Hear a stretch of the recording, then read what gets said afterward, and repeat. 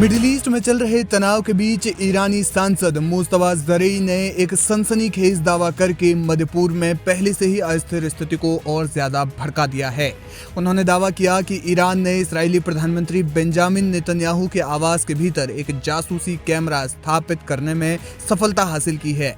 ये दावा इसराइल और ईरान के बीच तनावपूर्ण संबंधों को और ज्यादा गहराने वाला साबित हो सकता है, जो पहले से ही साइबर वॉर, जासूसी और क्षेत्रीय सैन्य टकरावों से जूझ रहा है। मुस्तफा ज़रई ने एक्स पर कहा, इस्राएली प्रधानमंत्री बेंजामिन नेतन्याहू के आवास के ऊपर ईरान का एक कैमरा स्थापित किया गया था। हम कभी उनके इतने करीब नहीं रहे।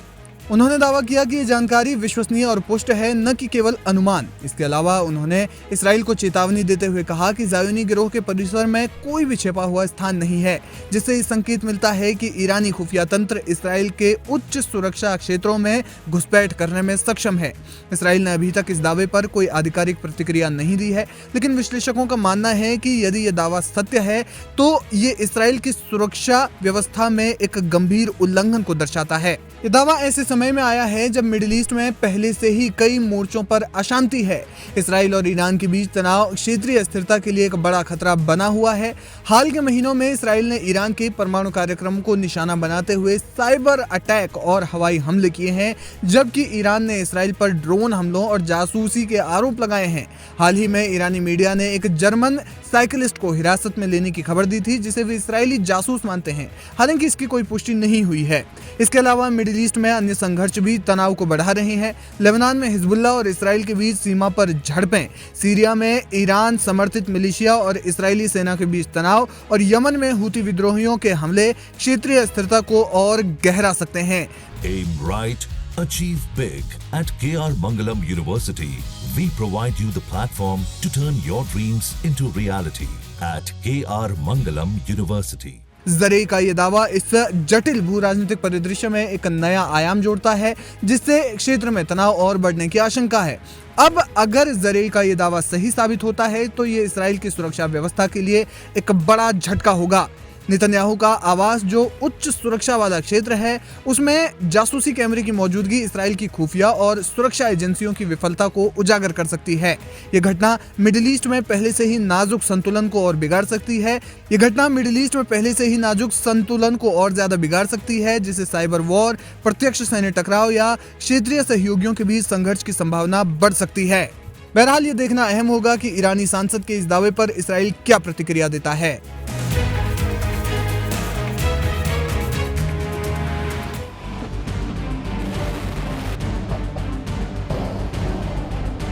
ईरान की जमीन से उठता धुआं और आसमान में जाती मिसाइलें, यह है रूसी S-400 वायु रक्षा प्रणाली, जिसे अब ईरान ने पूरी तरह ऑपरेशनल कर दिया है। यह पहली बार है जब ईरान ने इस सिस्टम का इस्फहान के पास लाइव फायर परीक्षण किया हो। इस क्षेत्र में कई रणनीतिक परमाणु प्रतिष्ठान हैं। ईरान अब इन्हें दुनिया की सबसे एडवांस एयर डिफेंस तकनीक से सुरक्षित कर रहा है। S-400 सिस्टम 400 किलोमीटर तक दुश्मन के विमान, क्रूज मिसाइल और यहां तक कि स्टेल्थ फाइटर जेट को भी पहचान कर तबाह कर सकता है। माना जा रहा है कि अब इजरायली F-35 जैसे विमानों की क्षमता भी इस रक्षा कवच के आगे कमजोर पड़ सकती है। ये वही विमान है जो हाल के महीनों में ईरानी ठिकानों को निशाना बना चुके हैं। रूस से Su-35 फाइटर जेट की डिलीवरी में देरी के बावजूद S-400 की तैनाती ईरान के लिए गेम चेंजर साबित हो सकती है। इससे ईरान का रूस पर सैन्य निर्भरता और गहरा होता दिख रहा है। वहीं अमेरिका, इजराइल और खाड़ी देशों की चिंताएं भी बढ़ रही हैं। वहीं अंतर्राष्ट्रीय मामलों के जानकार का मानना है कि ये कदम न सिर्फ ईरान की रक्षा नीति को बदल रहा है, बल्कि पूरे मध्य पूर्व की सामरिक स्थिति को हिला सकता है, क्योंकि ईरान की बढ़ती ताकत ने उसके दुश्मनों की नींद उड़ा दी है। जिस तरह से ईरान अपनी ताकत बढ़ा रहा है, उससे देखकर ये कहना भी गलत नहीं होगा कि ईरान एक बार फिर कुछ बड़ा करने की सोच रहा है। वहीं रक्षा विशेषज्ञ बताते हैं कि ये परीक्षण तकनीक से ज्यादा एक संदेश है इजराइल और अमेरिका को कि ईरान अब हवा से आने वाले खतरे झेलने नहीं, उनको रोकने को तैयार है। ईरान का ये परीक्षण सिर्फ तकनीकी नहीं, रणनीतिक भी है। Aim right, achieve big. At KR Mangalam University, we provide you the platform to turn your dreams into reality. At KR Mangalam University. यह एक साफ संदेश है कि अगर हमला हुआ तो जवाब पहले से कहीं ज्यादा तेज और सटीक होगा। अब सवाल यह है कि क्या ये तैनाती भविष्य में टकराव टाल पाएगी या एक नया संघर्ष जन्म लेगा। और तो और S-400 के साथ ईरान ने अपनी हवाई सुरक्षा को नई ऊंचाई भी दी है। ऐसे में अब देखना होगा कि इजराइल और अमेरिका इसकी प्रतिक्रिया में क्या कदम उठाते हैं, क्योंकि अगर समय रहते अमेरिका के साथ साथ इजराइल ने कोई बड़ा कदम नहीं उठाया तो ईरान कुछ बड़ा कदम उठाते हुए अपने देश पर हुए हमले का बदला भी ले सकता है। और कहीं ना कहीं माना यह भी जा रहा है कि ईरान ने जिस तरह से ये परीक्षण किया है उसे देखने के बाद अमेरिका के साथ साथ इजराइल की भी नींद जरूर उड़ गई होगी, क्योंकि अब रूस उसके साथ खड़ा हो गया है।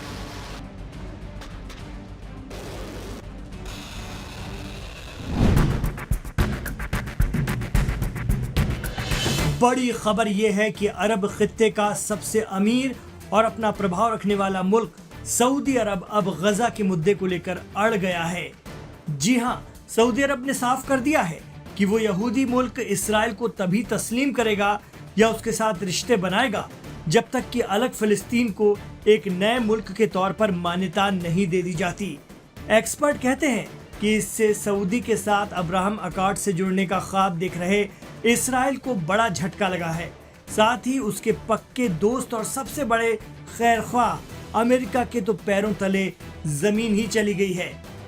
आपको याद होगा, ईरान इसराइल जंग के बाद इसराइल की राजधानी तेल अवीव में जगह जगह बड़े बड़े बैनर लगाए गए थे, जिसमें प्रेसिडेंट ट्रंप और नेतन्याहू के साथ उन अरब लीडर्स को दिखाया गया था जो अब्राहम समझौते के तहत इसराइल को मान्यता दे चुके हैं या फिर भविष्य में प्रेसिडेंट ट्रंप के बनाए इस समझौते से जुड़ेंगे।